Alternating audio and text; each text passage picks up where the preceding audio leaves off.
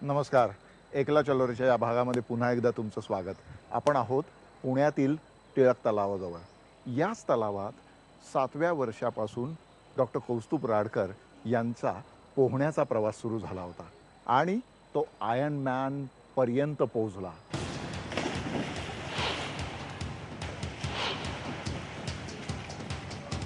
Triathlon नावाची जी जागतिक स्पर्धा असते त्यामध्ये कौस्तुभने आत्तापर्यंत सर्व खंडामधल्या स्पर्धांमध्ये भाग घेऊन त्या स्पर्धा पूर्ण केलेल्या आहेत. काय असते ही स्पर्धा नेमकी ती आपण कौस्तुभ राडकर यांच्याच माध्यमातून जाणून घेऊया. चला भेटूया कौस्तुभ राडकर यांना. नमस्कार कौस्तुभ. नमस्कार. एकला चलोरेमध्ये पुन्हा एकदा स्वागत. सर्वप्रथम मला आयर्न मॅन स्पर्धेविषयी सांग. सो आयर्न मॅन ही जगातली सगळ्यात अवघड अशी स्पर्धा मानली जाते. त्यामध्ये सुरुवातीला 3.8 किलोमीटर स्विमिंग, हे टँक सोडून कुठल्याही वॉटर बॉडीमध्ये होऊ शकतं. म्हणजे नदी, समुद्रात असेल, नदी असेल, समुद्र, मोठे मोठे जे लेक्स असतात तिथे. ते संपलं की 180 किलोमीटर सायकलिंग, ताबडतोब पाण्यातनं बाहेर पडायचं, पाण्यातून उतरल्याबरोबर लगेच सायकल तयार असते. सायकलवर बसायचं, हेल्मेट घालायचं, शूज घालायचं, चालू. अगेन 180 हे कुठल्याही प्रवासाच्या ह्याच्यातला असू शकतो. म्हणजे आपले लोणावळ्यासारखे घाटी असू शकतात किंवा एक्सप्रेसवे सारखा फ्लॅट रोड ज्याला आपण म्हणतो तसाही असू शकतो. प्रत्येक ठिकाणी वेगवेगळं असतं. वेदर कंडिशन वेगळी असते प्रत्येक ठिकाणची. आणि सायकल संपली, 180 किलोमीटर संपलं की 42.2 किलोमीटर रनिंग, म्हणजे मॅरेथॉन, फुल मॅरेथॉन. होय. आयर्न मॅन ही अत्यंत खडतर स्पर्धा सलग 11 वेळा जिंकणारे कौस्तुभ राडकर आता 12व्या स्पर्धेसाठी निघालेले आहे. तर आपण त्यांच्याकडूनच ऐकूया एकूणच त्यांच्या जीवन प्रवासाविषयी.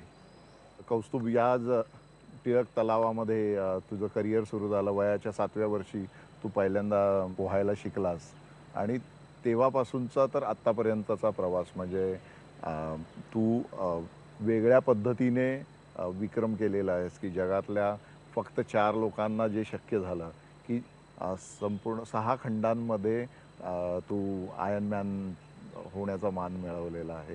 तर आता इथे आल्यानंतर तुला कसं वाटतं?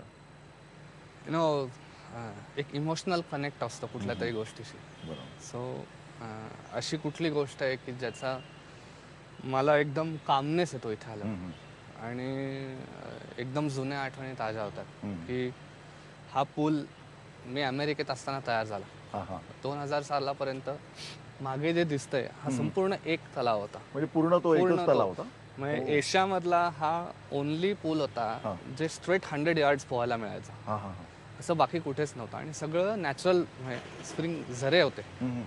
सो त्या बाजूचा जो पूल आहे खूप जुना पूल, 100+ वर्ष जुना आहे. आणि इथे गंमत म्हणजे 2 मजले होते. आधी हा एंट्रन्स नव्हता, त्या बाजूला एंट्रन्स होता.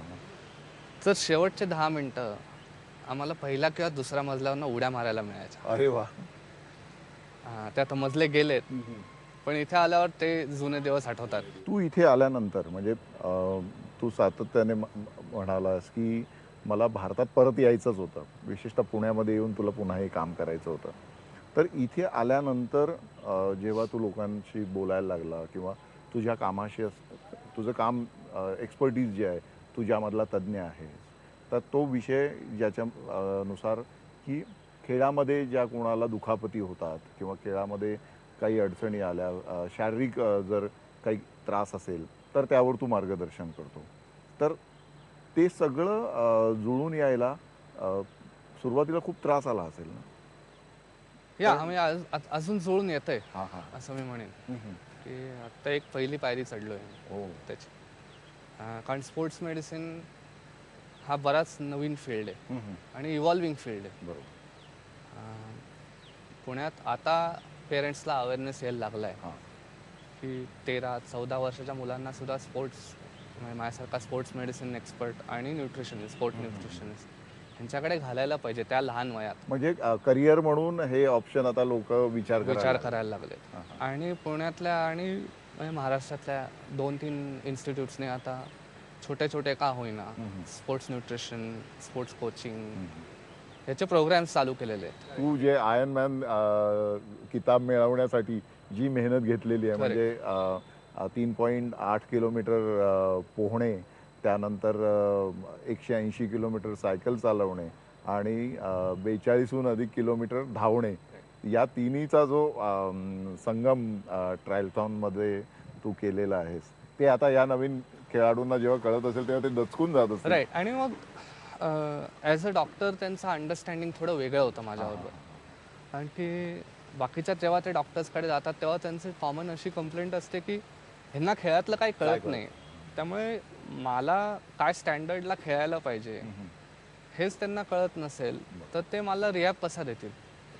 व्हेरॅज माझा ॲडव्हान्टेज असा आहे की खेळात पण माझा आहे आणि शिक्षण पण आहे. स्वतः खेळाडू आहे आणि उपचारासंदर्भात तुझं ज्ञान आहे. करेक्ट. सो ॲक्युरेट रिकव्हरी कशी व्हायला आहे, पण ॲट द सेम टाइम बऱ्याच वेळा प्रोफेशनल लोकांना खूप वेळ सुट्टी घेऊन चालत नाही, त्यांचा इन्कम त्याच्यावर असतो. सो त्यांचं मॅनेजमेंट कशी करायची. सो होपफुली ह्या PTLच्या मार्गाने आता बाकीच्या खेळांमुळे थोडा अजून चान्स मिळेल. आपण थोडं अजून मागे जाऊया. म्हणजे आधी आपण म्हणालो की इथल्या या तलावावर तू पोहण्याच्या सगळ्या तुझ्या सरावाचे पहिले धडे इथे गिरवलेले आहेत. तर त्या म्हणजे आपल्या मध्यमवर्गीय ज्या जाणीवा असतात या छंदापुरते असतात. म्हणजे खेळामध्ये करिअर करणे हे जे म्हणजे किंवा जे वेगळे खेळ आहेत त्या संदर्भात अजून का जागृती निर्माण झालेली नाही? म्हणजे क्रिकेट वगळता अन्य खेळांमध्ये करिअर करता येईल असं का वाटत नाही लोकांना? थिंक इट इज म्हणजे आपण म्हणतो की प्रॉब्लेम ऑफ प्लेंटी, हां की इतकी लोक आहेत आणि सगळेच काय तेंडुलकर होऊ शकत नाही किंवा सगळेच लँडर पेज होऊ शकत नाहीत. त्यामुळे आणि एस्पेशली मध्यमवर्गीय लोकांचा कल हा शिक्षणाकडे जास्ती असतो. बरोबर. त्यामुळे त्यांचं कल असतं की 10वी 12वीपर्यंत खेळा, पण बाकीचं मग असं आत्तापर्यंत झालंच नव्हतं की जे आपल्याला IPLच्या मार्गे दिसतंय बरोबर. किंवा या PTL, आता कबड्डी लीग आली, हॉकी लीग, की त्याच्यातनं पण लोकांना खूप पैसे मिळत आहेत. म्हणजे जी हॉकीच्या लोकांची, कबड्डीच्या लोकांची जी स्थिती होती ती पण आता सुधारलेली आहे. सो अशी समजा ऑर्गनायझेशन झाले अजून, तर या मध्यमवर्गीय लोकांना ॲव्हेन्यूज आहेत की छोट्या खेळांना, म्हणजे कबड्डीसारखा खेळ आपला नॅशनल खेळ आहे. पण आत्ता मागच्या वर्षी पहिल्यांदा ही लीग आली आणि तिचा सक्सेस, तिचं कव्हरेज, स्टेडियम्स खचाखच भरलेले. आता हे मध्यमवर्गीय लोकांना नाही, मी अजून जरा वेगळ्या याच्याने बघतो की आता तू नवीन पिढीला प्रशिक्षण देण्याच्या प्रयत्नात सुद्धा आहे. आपल्याकडे ज्या आदिवासी लोकांचे क्रीडा प्रकार आहेत त्या किंवा त्यांच्यामध्ये जे अंगभूत नैपुण्य असतं, पोहण्याचं असेल, धावण्याचं असेल किंवा काटकपणा जो त्यांच्यातला असतो त्याचा वापर करून त्यांना प्रशिक्षण देणं याच्यावर तितक्या प्रमाणात भर दिला जात नाही जात. म्हणजे तुम्ही चायनामध्ये बघा, आपण कम्पेअर करू, हो बरोबर. चुका किंवा वाईट असं नाही, पण चायनामध्ये टॅलेंट सर्च हा खूप महत्त्वाची गोष्ट आहे. बरोबर. की छोट्या छोट्या गावांमध्ये जाऊन ते टॅलेंट सर्च करतात. आणि ज्या म्हणजे असंच आपल्या आदिवासारखे लोक आहेत तिथे, बरोबर. त्यांना परवडत नाही, पण गव्हर्नमेंट त्यांचा खर्च करून त्यांना मोठ्या शहरात आणून हॉस्टेलमध्ये ठेवून पूर्ण फक्त व्यायामच नाही तर आहार कसा पाहिजे, फिजिओथेरपी दिली जाते, की हे नॅशनल चॅम्पियन नाही तर ऑलिम्पिक चॅम्पियन्स म्हणूनच बाहेर यायला पाहिजे. वा.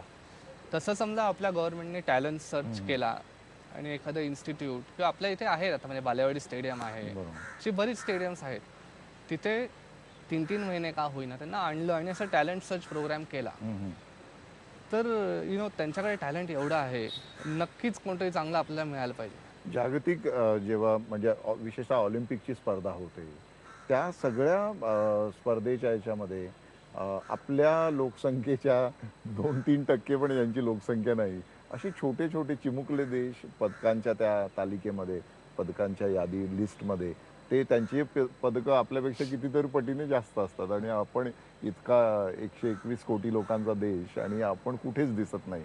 किंवा तिथे जो आपला संघ जातो ऑलिम्पिकला तो दिसायला इतका आवाढव्य असतो, लांबलचक रांग असते आपल्या खेळाडूंची, पण पदक घेणारे जर बघितले तर हाताच्या बोटावर मोजण्या इतके असतात. तू कसं बघतो त्याच्याकडे? म्हणजे जी लोक जातात ॲथलीट्स त्यांना हा चान्स मिळायला पाहिजे, कारण की त्यांनी कष्ट करून मेहनत करून ऑलिम्पिक्सला क्वालिफाय केलेलं आहे. बरोबर. आता अनफॉर्च्युनेट गोष्ट अशी आहे की आपल्या इथे या ॲथलीट्सला वारंवार इंटरनॅशनल इव्हेंट्सला पाठवायला पाहिजे. बरोबर. म्हणजे इंडियातल्या no doubt they are number 1 best आहेत, बरोबर. पण जेव्हा तुम्ही जगाच्या लोकांशी कम्पीट करता तेव्हा तुम्हाला लक्षात येतं की अरे बाबा आपली लेवल काय आहे. आणि तुम्ही बाकीच्या ॲथलीट्सला पाहून त्यांच्याबरोबर कम्पीट करून नॅचरली इम्प्रूव्ह होता. बरोबर. सो त्यांना आणखीन इंटरनॅशनल गेम्सला समजा एक्सपोजर दिलं तर आपल्याला ऑलिम्पिक्समध्ये मेडल्स मिळायचे चान्सेस खूप आहेत. म्हणजे बॅडमिंटनचं तुम्ही आता उदाहरण घ्या बरोबर. की सायना नेहवालला जसं एक्सपोजर मिळायला लागलं आहे, मागच्या ऑलिम्पिक्समध्ये ब्रॉन्झ मेडल मिळालं, पण आता she is number 1 in the world. So this is a very Sania prime Mirza आणि सानिया सायना मिर्झा नेहवाल या दोघींनी खरं म्हणजे भारताची मान जागतिक क्रीडा क्षितिजावर अधिक चांगल्या पद्धतीने उंचावलेली आहे. आणि ते पण अगेन छोट्या गावातनं आलेली आहे सायना नेहवाल. बरोबर. आणि बॅडमिंटनला आहे मान्यता आहे, पण तरी तो छोटा, या बाकी 2 गेम्सच्या कंपॅरिझनमध्ये छोटा गेम. बरोबर. She is a very fine example की गव्हर्नमेंटनी काय करायला पाहिजे. पुढच्या स्पर्धेमध्ये जुलैमध्ये होणाऱ्या स्पर्धेमध्ये आपल्याकडून महाराष्ट्रातूनच जास्त मुलं जात आहेत ना आयर्नमॅनसाठी, त्याबद्दल सांग जरा. पहिल्यांदा अशी वेळ आहे की 12 इंडियन लोक, 12 भारतीय आयर्नमॅनला जाणार आहेत. 19 जुलैला म्हणजे झुरिकला होणार. 2008ला फक्त एक एकटा होता. तू गेला होता एकटा. आणि आता 7 वर्षामध्ये 12 जण 12 जाणार. जण जातात. ओके. त्यामधले 4 जण पुण्यातले आहेत, अरे वा. 2 मुलं मुंबईचे आहेत आणि 6 जण कोल्हापूर आणि कराडमधून आहेत. वा.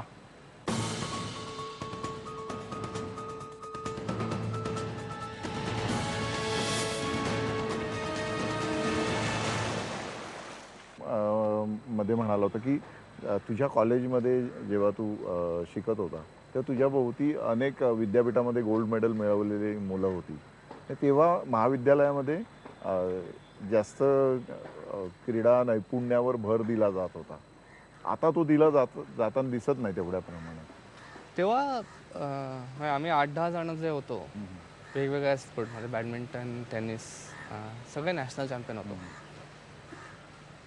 पण आम्ही कॉलेजमधनं सुट्टी जरी मागायचो की दुपारच्या लेक्चर्सला टेनिसच्या मुलांची प्रॅक्टिस असायची, माझं जिम असेल, आम्ही 100% एफर्ट फक्त स्पोर्टवर देत होतो. आणि आमच्या घरच्यांचं खरंच कौतुक करायला पाहिजे की त्यांनी आम्हाला करिअरकडे बघा पण स्पोर्ट्स हे पण करिअर होऊ शकतं ही फ्लेक्झिबिलिटी दिली होती. ती आजकाल दिसत नाही. म्हणजे फक्त स्कूल नॅशनलला जायचं 11वी-12वी पर्यंत, मग नंतर नाही, मग इंजिनिअरिंगला ॲडमिशन घेतली आहे, आता खेळ बंद, असं आमच्या वेळेला काहीच नव्हतं. माझा एक मित्र होता, तो चांगला म्हणजे राष्ट्रीय पातळीपर्यंत खेळलेला होता बॉक्सिंगमध्ये.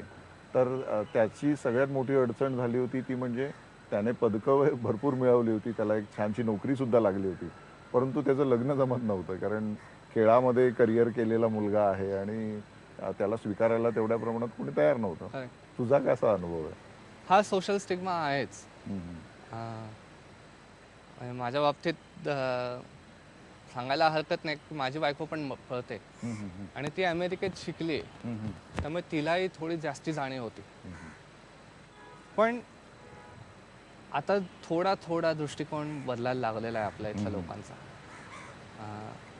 की होपफुली पुढच्या पिढीला मुली किंवा मुलं बोथ वेज की खेळामध्ये आहे म्हणून हो किंवा नाहीचा प्रश्न येणार नाही.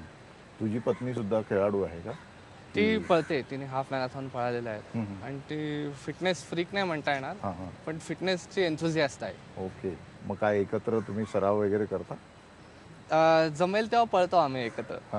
तिला पाण्याची भीती आहे, सो फार पोहत नाही आणि सायकलिंग आवडत नाही, पण रनिंग आणि जिम जमेल तेव्हा आम्ही एकत्र करायचा प्रयत्न करतो. ती नेहमी तुझ्या मागे राहत असेल?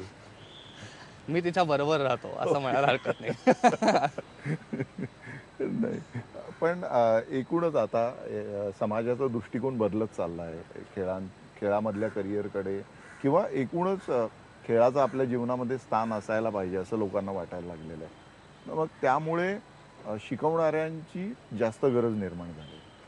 तर तुझ्या डोक्यात असा काय प्रकल्प आहे का, की किंवा प्लान आहे तुझ्या डोक्यात, की जेणेकरून आता नवनवीन शिक्षक, जास्तीत जास्त शिक्षक, प्रशिक्षक निर्माण करण्यासाठी काही करता येईल का? अं, आणि त्याला जोडून असं मला वाटतं, की शासनाकडून काय अपेक्षा आहेत तुझ्या? सो माझ्या कोचिंगबद्दल तर आपण बोललोच की डोक्यात असा विचार होता की 100 आयर्नमॅन 20-20 पर्यंत इंडियामध्ये तयार व्हायला पाहिजे. हां हां, त्यामधले 15-18 झालेले. बरोबर. सो त्यांचं कोचिंगवर मी भर देत होतो. हां पण तुम्ही म्हणलात तसं की बऱ्याचशा कोचेस अनफॉर्च्युनेटली सगळ्या गोष्टी माहिती नसतात. हां, सो त्यांचं काही क्लिनिक घेता येईल का, की त्यांना काय गरजा आहेत त्यांच्या. म्हणजे काही काही कोचेसचा एक्सपर्टीज हा जिममधला असतो, पण त्यांना न्यूट्रिशनमधलं माहीत नसतं. बरोबर. किंवा काही काही जे असतात ॲथलेटिक्सचे कोच घ्या, स्विमिंगचे कोच घ्या, की त्यांच्या विद्यार्थ्यांनी जिममध्ये कुठले एक्सरसाइज करायला पाहिजे, किंवा एखादा त्यांचा विद्यार्थी कुठला मसल डेव्हलप केला तर तो आणखीन बेटर होऊ शकेल. यामध्ये माझा जास्तीत जास्त फायदा होऊ शकेल. बरोबर. आणि आता सचिन तेंडुलकर साहेबांनी पण शासनाला पत्र लिहिलेलं आहे की त्यांना स्पोर्ट्स प्रमोशनची काहीतरी स्कीम त्यांनी काढली आहे. बरोबर. तशा एखाद्या स्कीममध्ये समजा शासनाकडनं सुपर कोच किंवा असं सुपर स्पेशालिस्ट की जो कोचेसला गायडन्स देईल, असा समजा मला रोल मिळाला हां हां. तर नक्कीच मला फायदा होईल. म्हणजे आणि तू जे ज्ञान आत्तापर्यंत मिळवलेलं आहे, विशेषतः अमेरिकेतल्या विद्यापीठांमधून तू जे शिकलेलं आहे, ते इथल्या कोचेसना तुला देता येईल, त्याच्या जोडीला नव्या पिढीला पण देता येईल. करेक्ट. आत्ता पुढच्या स्पर्धेमध्ये, जुलैमध्ये होणाऱ्या स्पर्धेमध्ये आपल्याकडून महाराष्ट्रातूनच जास्त मुलं जात आहेत ना आयर्नमॅनसाठी, त्याबद्दल सांग जरा. पहिल्यांदा अशी वेळ आहे की 12 इंडियन लोक 12 भारतीय आयर्नमॅनला जाणार आहेत. 19 जुलैला म्हणजे झुरिकला होणार. 2008ला फक्त एक एकटा होता. तू गेला होता, एकटा. आणि आता 7 वर्षामध्ये 2015ला एका रेसला एका रेसला 12 जण जाणार. 12 जण जातात. ओके. त्यामधले 4 जण पुण्यातले आहेत, अरे वा. 2 मुलं मुंबईचे आहेत, हम्म, हम्म. आणि 6 जण कोल्हापूर आणि कराडमधनं आहेत. वा म्हणजे अख्खा महाराष्ट्राचा बेल्ट कव्हर झालेला आहे. वा. आणि म्हणजे 12 पैकी बहुतांश लोक महाराष्ट्रातले आहेत. सगळीच महाराष्ट्र सगळेच महाराष्ट्र. सगळीच महाराष्ट्रातले आहेत. हम्म, हम्म. कोल्हापूरचा एक मुलगा आहे, त्याला मी मागच्या वर्षी ट्रेनिंग दिलं होतं हां, हां. आणि त्यांनी सक्सेसफुली फिनिश केली. अरे वा. आणि त्याचं बघून आणखीन 4 जण तिथे इन्स्पायर होऊन प्रॅक्टिस करून ती पहिल्यांदा येणार. तसंच मला जे लोकांनी अप्रोच केलं होतं की ट्रेनिंग द्याल का, तर त्यांना मी सांगितलं ट्रेनिंग नक्की देईल, पण एक स्टँडर्ड फॉर्मॅट फॉलो करायला. बरोबर. आणि त्या फॉर्मॅटमधनं आम्ही त्यांना मागच्या वर्षी 2 हाफ आयर्नमॅन, म्हणजे सगळे अर्धे अर्धे distance, 2 kilometre swimming, 90 kilometre cycling आणि 21 किलोमीटर रनिंग, असं करून त्यांनाही कॉन्फिडन्स आला की आता आपण ही पुढची पायरी करू चढू शकतो. शकतो. आणि असं करून आम्ही सगळ्यांनी ही रेस चूज केली की म्हणजे एक मोठं भारताचं कॉन्टिंजंट तिथे दिसलं पाहिजे. वा. आता पुढच्या वेळेस होणार आहे ही जी रेस, ही कुठल्या भागामध्ये होणार आहे? ही झुरिकला होईल, स्वित्झर्लंड. झुरिकला होणार आहे. ही माझ्यासाठी महत्त्वाची रेस आहे, कारण ही माझी 12वी रेस आहे. 12 रेस झाल्या की तुम्ही आयर्नमॅन लेगसी या प्रोग्राममध्ये घातले जाता. अरे वा. आणि मग तुम्ही एलिजिबल होता वर्ल्ड चॅम्पियनशिपसाठी क्वालिफाय व्हायला. ओके. सो ही रेस समजा फिनिश झाली तर मला असं वाटतंय की 2017 किंवा 2018 हवाईला जी वर्ल्ड चॅम्पियनशिप होते त्याच्यामध्ये मला एंट्री मिळेल. अरे वा. पण मी तयार केलेले 4 आणखीन विद्यार्थी येणार आहेत, त्यामुळे त्यांनाही फिनिश करायला जितकी मदत होईल तितकाही माझा तो फोकस आहे आता. बरोबर. नाही, पण आम्हाला आवडेल की तू त्या लेगसीमध्ये किंवा जागतिक त्या सगळ्या क्रमवारीमध्ये अव्वल स्थानावर जर गेलेला दिसला तर आम्हाला निश्चित आवडेल की डॉक्टर कौस्तुभ आडकर पुण्यामधून तिथे गेलेले आहेत आणि एवढ्या मोठ्या स्पर्धेवर त्यांनी आपलं शिक्कामोर्तब केलेलं आहे. तर त्यासाठी मी तुला आजपासूनच शुभेच्छा देतोय. धन्यवाद. थँक्यू. पण या मुलांचं आपण जरा बोलूया की कोल्हापूर कराडमधली मुलं आहेत किंवा मुंबईतली जी मुलं आहेत ज्यांनी आता आयर्नमॅनमध्ये भाग घ्यायचं ठरवलेलं आहे, तर त्यांच्या एकूण त्या प्रवासाबद्दल जरा सांग ना, की कशा पद्धतीने त्यांनी ते केलं. बरीचशी जी होती ते आधी पोहायचे हम्म, हम्म, आणि मग काही ना काही कारणाने त्यांनी सोडून दिलं होतं. हम्म, मग कोल्हापूरमध्ये सुद्धा पुण्यामध्ये सुद्धा छोट्या छोट्या मॅरेथॉन्स होतात, हम्म, रनिंग रेसेस होतात, त्याच्यामध्ये ते भाग घ्यायला लागले. आणि आपल्या इथे एन्ड्युरो होते, हा, तशीच कोल्हापूरमध्ये रगड सह्याद्री ही ॲडव्हेंचर रेस, हा, त्याच्यामध्ये ही मुलं भाग घेत होती. आणि मग आयर्न मॅनचा जसा प्रचार व्हायला लागला, पेपरमध्ये वाचायला लागले, तसं त्यांना वाटायला लागलं की अरे आपल्याला पण करता यायला पाहिजे काहीतरी. सो तशा ह्याने त्यांनी एंट्री द्यायचं ठरवलं. हम्म, आणि अराउंड त्याच वेळेला मीही परत आलो होतो. बरोबर. म्हणून कुठनं ना कुठनं ओळख काढून त्यांनी मला अप्रोच केलं अरे होतं. वा. मग अशी मी म्हणलं असं की हम्म, मग त्यांना सिस्टमॅटिक की कसं करायला पाहिजे, काय करायला पाहिजे, गायडन्स हम्म, मला देता आला. हा, हा. आणि होपफुली त्याचे रिझल्ट आपल्याला 20 जुलैला कळतील. वा. त्याच्यातले तुला वाटतात असे कोण मुलं आहेत की जे त्या स्पर्धेमध्ये यश मिळवतीलच? अम, एक आनंद गंगवाल म्हणून आहेत, हा, हा. पुण्याचेच आहेत. त्यांची खरं काही बॅकग्राऊंड नाही आहे हा, एक्सरसाइजची, हम्म, पण मागच्या 5 वर्षात वजन कमी करायला, हा, फिट राहायला म्हणून त्यांनी एक्सरसाइज चालू केलेलं आहे. हा. आणि मागच्या वर्षी त्यांनी 3 हाफ आयर्नमॅन्स केलेले आहेत. अरे वा. सो ते एक आहेत. क्षितिज बेलापुरे म्हणून कराडचे आहेत. हा, हा. ते माझ्याबरोबर पोहायचे. हम्म, लहान होते ते माझ्यापेक्षा. हा, त्यांचाही मला खूप कॉन्फिडन्स आहे. हम्म, आणि मुंबईवरनं डॉक्टर आनंद पाटील म्हणून हा, ते 50 वर्षाचे आहेत. 50 वर्ष. ते 50 वर्षाचे आहेत. आणि ट्रॉमा सर्जन आहेत ते. पण ते कॉम्रेड्स म्हणून एक मॅरेथॉन असते, अल्ट्रा मॅरेथॉन, 90 किलोमीटरची रनिंग रेस, ती त्यांनी पूर्ण केलेली आहे. तसंच मागच्या वर्षी साऊथ कोरियाला हाफ आयर्नमॅन पूर्ण केलेली आहे. अरे वा. So त्यामुळे ह्या 3 लोकांबद्दल निश्चित कॉन्फिडन्स आहे. निश्चितच आपण त्या रिझल्टची आम्ही सुद्धा वाट बघू येस. आणि त्यांना यश मिळावं अशीच मी शुभेच्छा देतो. माझी अशी इच्छा आहे की 12च्या 12 हम्म, फिनिश व्हावे. बरोबर, हे माझे असले तरी बाकीचे पण माझेच आहेत. बरोबर. त्यांना आम्ही तिथे काय मदत करता येईल, हा, सुदैवाने आम्ही सगळे जवळजवळच राहणार आहोत. हम्म, त्यामुळे आमचा विचार आहे की पोचल्यावर 1 दिवस काही कोचिंग क्लिनिक टाईप करता येईल का, जेणेकरून काय काय छोट्या छोट्या गोष्टी असतात ज्या फक्त एक्सपिरियन्सवरनंच तुम्हाला कळतात. बरोबर. आणि मला जो एक्सपिरियन्स आहे तो मी कोणाला दिला नाही तर त्याचा उपयोग नाही. सो माझ्याकडनं त्यांना काय 4 गोष्टी कळल्या ज्या रेसमध्ये वापरता आल्या, तर त्याचा आम्ही प्रयत्न करू. आत्तापर्यंतचा हा जो टप्पा आहे याच्यातली जी मानसिक जडणघडण आहे ना, त्याच्याकडे कसं बघशील?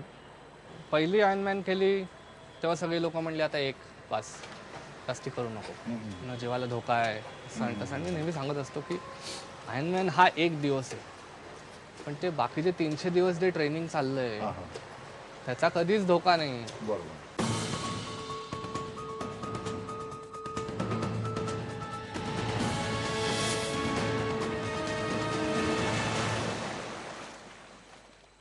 असं म्हणतात कौस्तुभ की पोहण्यासारखा चांगला व्यायाम नाही, पण त्यासाठी स्टॅमिना, त्यासाठीच चांगला खुराक, या गोष्टीकडे आपल्याकडे तेवढं म्हणावं तेवढं लक्ष दिलं जात नाही.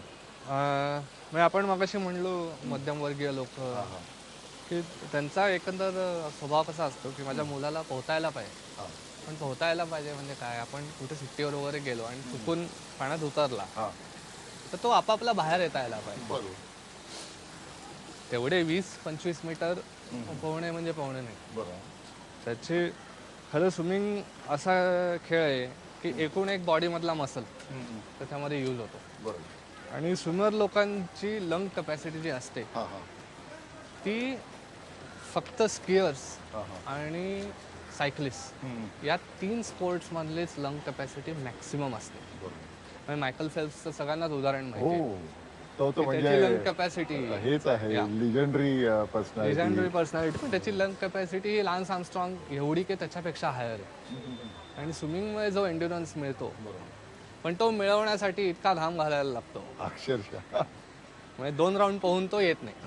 20-25 इतकं म्हणजे 1000-1200 मीटर पोहल्यावर मग थोडा एन्ड्युरन्स बिल्ड व्हायला लागतो. आयर्नमॅनसाठी सगळ्यात क्रुशल हे स्विमिंग आहे. कारण 80-90% लोकांना स्विमिंगची भीती असते. बरोबर. पाण्याची भीती असते. शिकवलेलं नसतं बरोबर. स्ट्रोक आपल्या इथे विहिरीत खूप लोक शिकतात, नदीत शिकतात, स्ट्रोक नसतो. पोहता येतं, वाचवता येतं मला स्वतःला, या काठावरून त्या काठावर जाता येतं. पण ती जी स्विमिंगला टेक्निक आणि एफिशियन्सी खूप लागते. सो आयर्नमॅनमध्ये घुसताना ॲप्रिहेन्शन असतं की अरे पोहताना नाही आलं तर कसं करायचं, काय करायचं. येतं भरपूर, सायकलिंग चांगलं करता येतं पण पोहता येत नाही. आणि सायकलिंग आणि रनिंग तुम्ही पिकअप करू शकता. स्विमिंगमध्ये तुम्हाला येऊन प्रॅक्टिस करायला लागते, खूप दिवस प्रॅक्टिस करायला लागते. म्हणजे महिने प्रॅक्टिस केल्यानंतर तो स्ट्रोक नीट होतो. म्हणजे बरेचसे पालक त्यांची भीती हीच असते की अरे माझ्या मुलाला पोहता येत नाही, मग करणार कसं एवढं 4 किलोमीटर, ऑलमोस्ट 4 किलोमीटर पोहणार कसं तो. आणि ते केल्यानंतर नुसतं थांबायचं नाहीये, सायकलवर पण बसायचं आहे, उतरून शूज घालून सायकलवर बसायचं. करेक्ट. किंवा एक आणखीन आपल्या इथे नवीन स्पोर्ट आहे.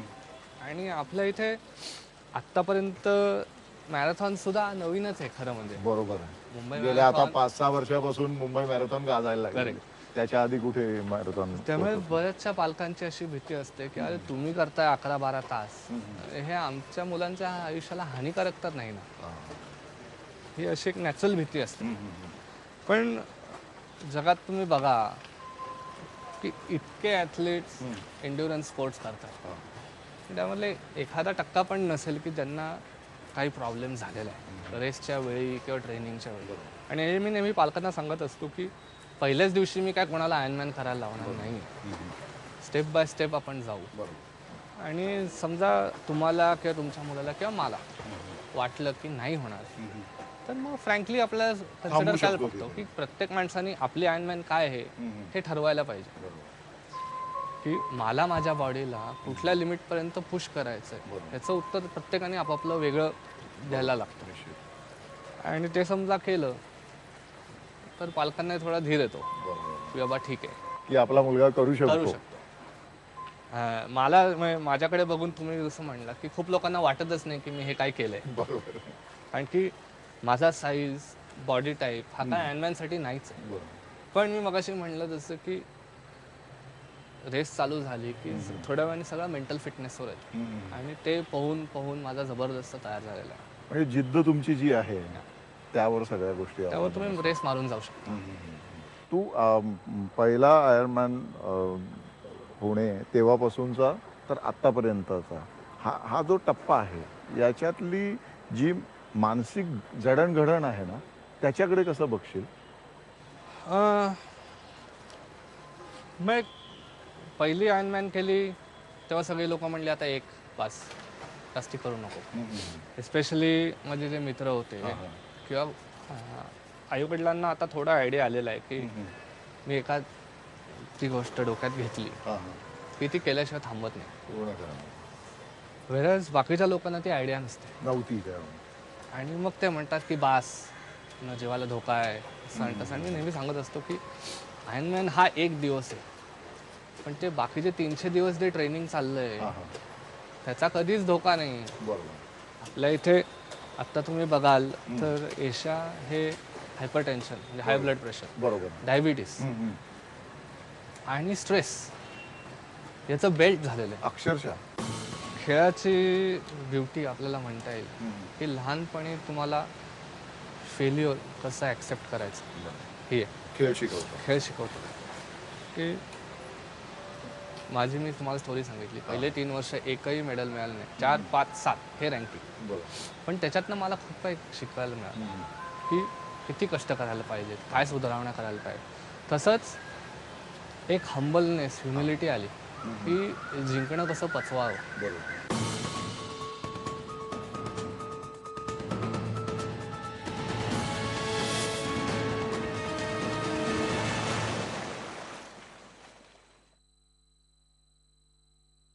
आता तर आपण बघतो आता की वयाच्या 30-35 लोकांना हार्ट अटॅक येतो आणि काय मरतात काय. आणि डायबिटीस तर एकदम कॉमन झालेलं आहे.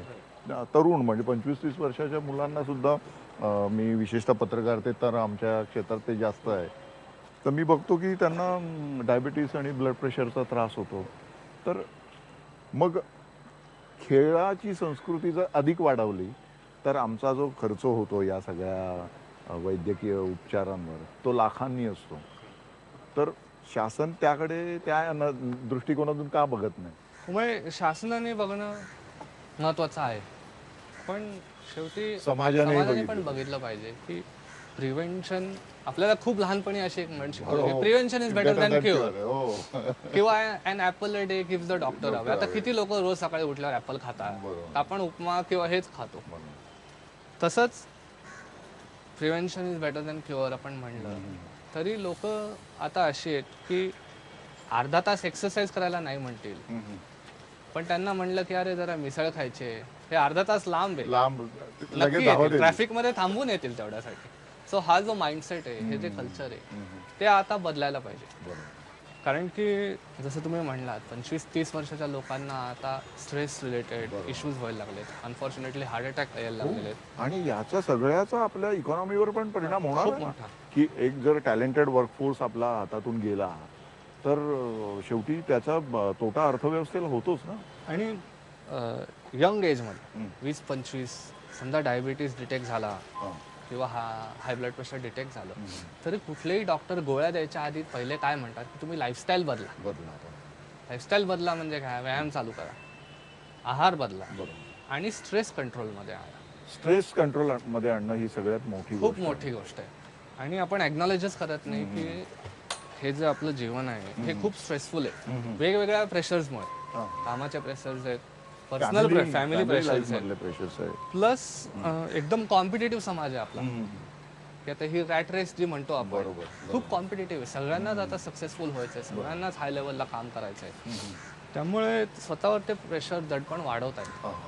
पण त्याचं आउटलेट काही नाही आहे की बाहेरच्या देशात तुम्ही बघा, शनिवार रविवार ऑफ म्हणजे शनिवार रविवार ऑफ, निघून जातातच. किंवा आज काय बाबा मी घरचा प्रोजेक्ट काढलाय, माझं बेसमेंट मी रंगवणार आहे, असे आपल्याकडे आउटलेटच नाही आहे. म्हणजे इंडियन लोकांबद्दल, भारतीय लोकांबद्दल असं म्हणलं जातं की आम्ही काम खूप करतो, पण आम्हाला रिलॅक्स करायला सांगा, आम्हाला माहितीच नाही रिलॅक्स कसं करायचं. आणि योगा हे आपल्याकडनं बाहेर देशात आता तिकडून आपल्याकडे यायला लागलं मला वाटतं.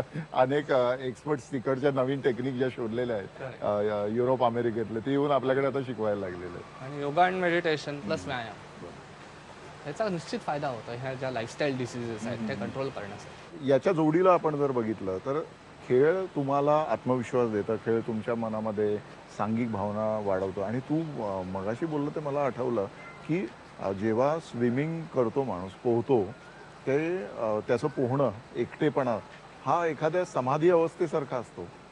तर आता जे मी तरुण पिढी बघतो, माझे सहकारी असतील किंवा अवतीभोवतीचे तरुण, ते छोट्याशा गोष्टीने पण त्यांना नैराश्य येतं, डिप्रेशनमध्ये जातात लगेच.